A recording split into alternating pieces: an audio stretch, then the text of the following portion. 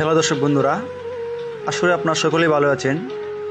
আজকে আপনাদের মধ্যে একটি অন্যতম গুরুত্বপূর্ণ একটি ভিডিও নিয়ে হাজির হয়েছি।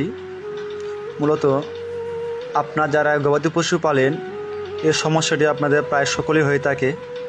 তাই আপনারা অবশ্যই ধৈর্য সহকারে সম্পূর্ণ ভিডিওটি দেখবেন। আজকে মূলত আমি আছি এখন বামেরচর গ্রামে। একটি বকনার তার কলিক পেন উঠছে। কলিক পেন বা পেট ব্যথা বলা হয়।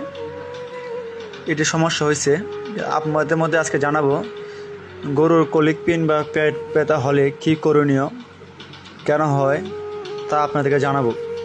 আশা করি সবাই আপনারা ধৈর্য সহকারে ভিডিওটি দেখবেন। তাহলে আসা যাক। মূলত গরুর পেট ব্যথা হলে লক্ষণগুলো হলো, সে মুচড়াবে, ঘাস খাবে না, আর হলো আপনার তার পিছনের পা দিয়ে তার পেটে লাথিতে চেষ্টা করবে, মানে সামনে বা কি লাথি দিবে, মুচড়ামুচড়ি করবে, এবং সে ফিটে তার টানাটানি ভাব করবে, যেটা আপনারা এই গরুতে দেখতে পাচ্ছেন ভিডিওতে। বেশি যদি হয়, পেট ব্যথা যদি অতিরিক্ত বেশি হয়, তখন গরু আপনার মাটিতে পড়বে, দাঁড়াবে, শুইবে, মানে অন্য সমস্যা দেখা দেবে, কি উঠবে, বসবে, এমন তার ভিতরে একটা আতঙ্কিত ভাব থাকবে, এবং গরু আপনার খাবার দাবার বন্ধ করে যাবে। তখন এইসব লক্ষণ দেখা দিলে অবশ্যই আপনারা প্রাথমিক চিকিৎসা যাবৎ আপনারা আপনার গরুটিকে গ্যাসের পাউডার খাওয়াতে পারেন, বা গ্যাসের স্যালাইন আছে, সিরাপ আছে, তা খাওয়াতে পারেন।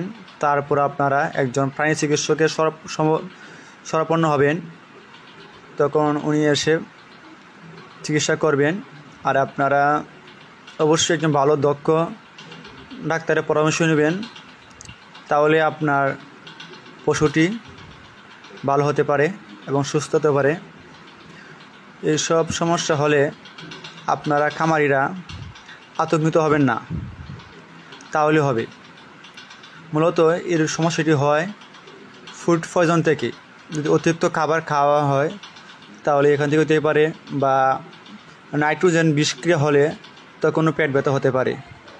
তাই আপনাদের খামারিদের উচিত আপনারা আপনাদের খামারে গাভীকে বা গরুকে ভাত বা যা খাওয়াবেন না, এবং কচি কাঁচা ঘাস আপনারা খাওয়াবেন না। তাহলে আপনাদের গরুকে পেট ব্যথা থেকে বা কলিক পেন থেকে আপনার গরুটিকে ভালো রাখতে পারেন।